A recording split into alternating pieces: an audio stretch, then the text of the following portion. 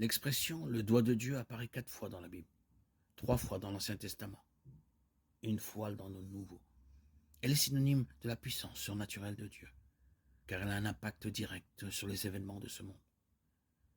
La première référence au doigt de Dieu se trouve dans l'Exode.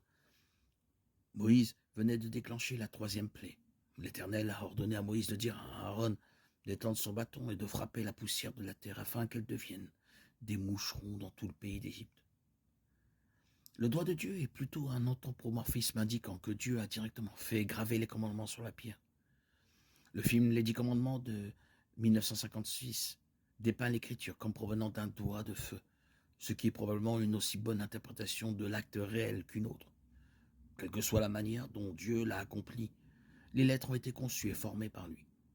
L'écriture était la sienne et la gravure sur les pierres a été faite par sa propre puissance.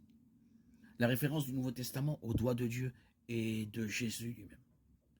Après avoir libéré un homme aveugle et muet d'un démon, l'Esprit de Dieu utilisait plutôt que le doigt de Dieu. Le doigt de Dieu est une référence à la puissance illimitée de Dieu lorsqu'il intervient directement dans les affaires des hommes.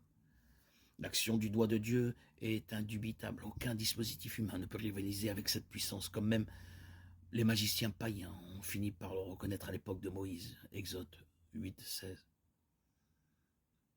Après que les magiciens de Pharaon aient essayé et échoué à reproduire le miracle, il dira à Pharaon, c'est le doigt de Dieu. Mais le cœur de Pharaon s'endurcit et il ne les écouta pas comme l'Éternel l'avait dit. Exode 8, 19.